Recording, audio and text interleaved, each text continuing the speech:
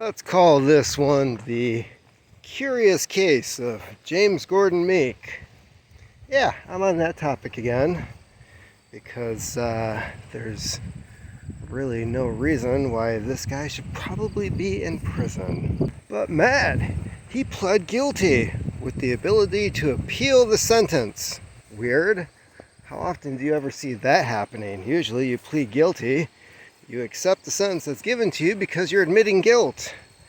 Although, I do believe this is not the case, considering that as his lawyer presented in court, the evidence was collected illegally by the FBI. And after all, would you really want to have that trial, which may be broadcast live on TV or the internet, where the state is constantly telling the jury the horrible accusations against you? Would you want that? So let's take a quick look at exactly who Mr. Meek is. Well, for one, his father was a speechwriter for JFK and RFK, the originals, not the kids. Mr. Meek also went to high school at Langley, where he was hanging out with the kids of the Reagan administration. Kinda odd. And back in 1995, his cousin was killed in the Oklahoma City bombing, where she worked at the Alfred P. Murrah building. Yeah, he ended up becoming a journalist. He tried writing about politics for a bit because, after all, look at where he grew up. Ended up becoming a specialist covering terrorism. Remember those guys? Not the ones who look like me that they constantly talk about. You know, the other Durka Muhammad Jihad. He was embedded with U.S. forces in Afghanistan twice. Special forces, I might add. One time on the border with Pakistan, where he was covering stuff nobody else knew about. And after that, worked as a terrorism advisor for the Department of Homeland Security, where he had top secret clearance. James Gordon Meek had top secret clearance for 2 years when he worked for Homeland Security. And he left there at the same time as the incident at the Boston Marathon. So yeah, this guy, you're trying to tell me this guy with this history, and this is a very brief history of the stuff that he's done. You're telling me this guy was putting stuff in his Dropbox for the FBI to find? Give me a fucking break. There's two other reasons why I don't believe this story coming out of the Justice Department and the FBI. One, you've got Cheryl Atkinson, who discovered a certain three-letter agency that begins with F and ends with I, trying to put certain underage material on her computer to frame her husband in order to try to get her to shut up. They tried to frame her husband to shut her up, the reporter. I guess having stuff like that on a computer doesn't really work well with women now, does it? The other story that I should bring to light is the recent conviction of Enrique Tarrio, who was the leader of the Proud Boys, where an FBI agent wrote a document called 1776, gave it to somebody who knew Tarrio, who then put it in his Dropbox, where it sat there until the FBI said, hey, he's got this document here, planning January 6th. By the way, we wrote that, and we put it in there, and the judge was like, cool.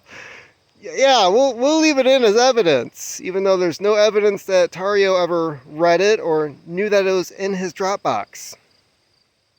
I don't even know if I have a Dropbox. I might. I have no idea. I have no idea if I signed up for that shit or if somebody else signed me up for that shit. I should probably look into that and immediately get rid of it.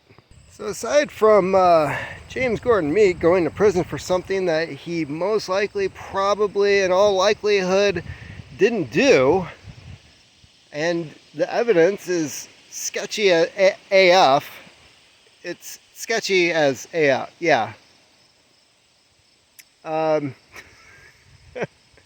Who else are they going to do this shit to? I also like to point out that apparently their case is so flimsy that for some reason, I don't even know who did it, but somebody created a fake news post saying that Meek had been covering Pizzagate and debunked it. And this is the guy who's currently going. Why would they have to defame him? For one, he pled guilty, which is probably what they wanted. If they didn't want a show trial, they wanted that, right? But for some reason, they have to defame him even though he's going to prison by saying that he covered a story he didn't cover. Which the moment I heard that, the moment I came across that story, I knew it was bullshit. Because I wrote a book about Meek. He never wrote about Pizzagate. Ever. That's not part of covering terrorism, you dumbasses. So why these people would have to work even harder to try to defame him even more, while he's already looking at several years in prison, doesn't make a whole hell of a lot of sense to me. Unless somehow, in some way, their case is actually falling apart and he's got a really good argument for appeal, which I think he does. Because here's the thing, when his defense, because there is the they have to be able to see the evidence that's being used against him in order to make their defense, they said, oh, we've got over 200 pieces of this stuff that was found. Oh, you found it on a computer? No. We found it on Dropbox. Oh, can we see the warrant for you searching his Dropbox account? Well, no, Dropbox gave it to us. Well, why would they give it to you and how did they know it was there? A third party told them. Yeah, because that seems accurate. Meanwhile, I'd also like to point out that the FBI had his laptops, 3 laptops and 2 cell phones, for 9 months. They hadn't searched any of them at the time that his defense was asking, so where's the evidence? Oh, we'd also like copies of those classified documents you guys were bitching about him having when you raided his apartment. Yeah, and they're like, oh no, that's sensitive material that can't be brought into court. So what the fuck is it exactly that they're looking to hide here? Because I don't think it's really Meek going to prison. I think it's whatever Meek was working on. So here's the thing. You've got a news story where, yes, the FBI actually admits we found classified documents on his laptop. A laptop we hadn't searched yet. Except when the story came out that his place was raided, the FBI said he was in possession of sensitive material and classified documents. Alright. So, as a journalist, it's not illegal for him to be in possession of these things. But it's illegal for him to be in possession of other things. So why is it, if they're able to raid his place, and it's in this Rolling Stone article, and he was in possession of classified documents and sensitive material, why can't that be brought up in court? As for the Rolling Stone article, you know, the second one that came out about this, about how the editors at Rolling Stone were apparently covering for Meek because, oh, they knew why we really raided the place. Really? We're supposed to buy that shit? Well, the editor, he was a friend of Meek's. Well, apparently Meek knew a lot of journalists. He knew a lot of journalists personally, as you tend to do when you're a professional in a certain industry for 20, 30 years, you tend to know a lot of people. And here's the other thing. It was a rumor at the time, allegedly, that they were rating it because of this underage material. However, a real journalist usually has to source something from 2 to 3 places. 3 is excellent. 2 means you can still cover it, but it's questionable. We can put it in the story. However, we're going to say one source, blah, blah, blah.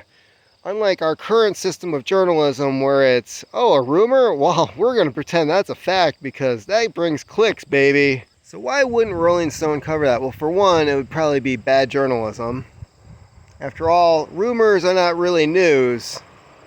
That's something else. It usually ends up in certain tabloids with alien baby born in farmhouse and monkey child found in zoo.